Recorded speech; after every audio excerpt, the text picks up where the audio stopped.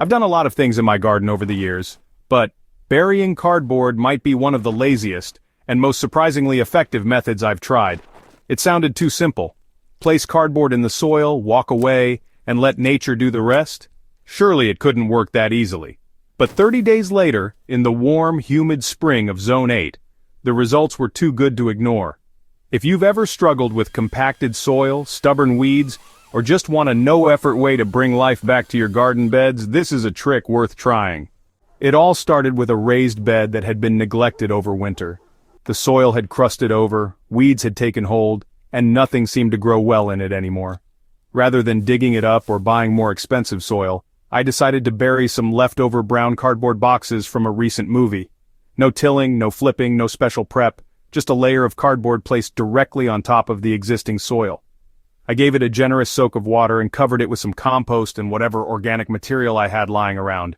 Dried leaves, grass clippings, and a bit of straw. Then, I walked away and left it alone. By day 30 I wasn't expecting much. Maybe a softer soil surface, maybe fewer weeds. But what I found was far better. The soil, which had been dry and lifeless, was now damp, darker, and slightly crumbly. When I lifted a corner of the cardboard, I saw the earth beneath teeming with life.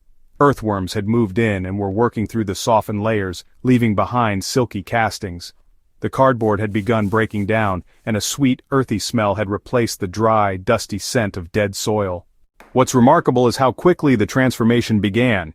In Zone 8, where the climate offers warm days and consistent moisture in spring, decomposition speeds up naturally. That means cardboard can begin to soften and break down in just a few weeks, especially if it's buried under organic matter that keeps it moist. And while it hadn't disappeared entirely after 30 days, it was well on its way, blending into the soil like a slow-release gift to the microbes and worms that now called the space home.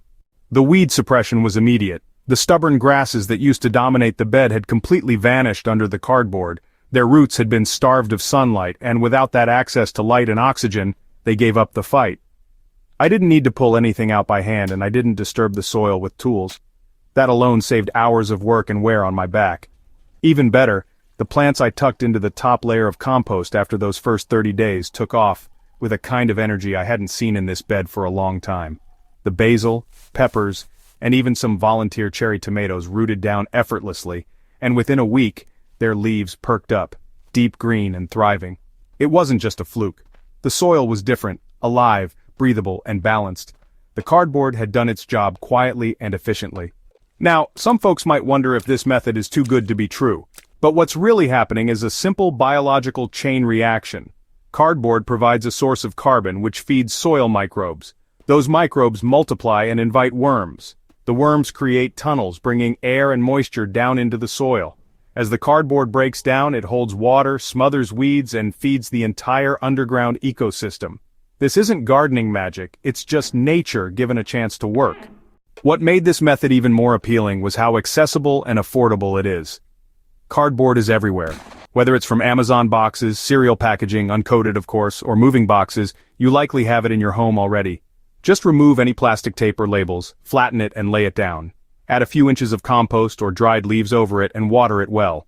You don't need fancy tools, expensive soil amendments, or hours of work. You just need patience and a bit of cardboard. This method is especially powerful in Zone 8, where the decomposition window stretches longer thanks to our mild winters and warm springs. While other zones may need more time or more organic layering to get the same results, here, cardboard breaks down faster, helping you see change in as little as a month. If you leave it in place for 2 or 3 months, the results only get better. So if you've got a garden bed that's struggling, don't rush to till it or haul in new soil. Just lay down some cardboard, cover it up, water it in, and let time do the heavy lifting. After 30 days, you'll likely see the same thing I did. Softer soil, fewer weeds, more life, and a sense of satisfaction that you did something good for your garden without breaking your back. If this guide helped or inspired you to try the cardboard method in your own garden, I'd love for you to subscribe to Dirt Decoded. We keep gardening simple, effective, and backed by real results. Share this video with fellow gardeners, especially those tired of complicated fixes. Let's bring dead soil back to life, one lazy, cardboard-covered bed at a time.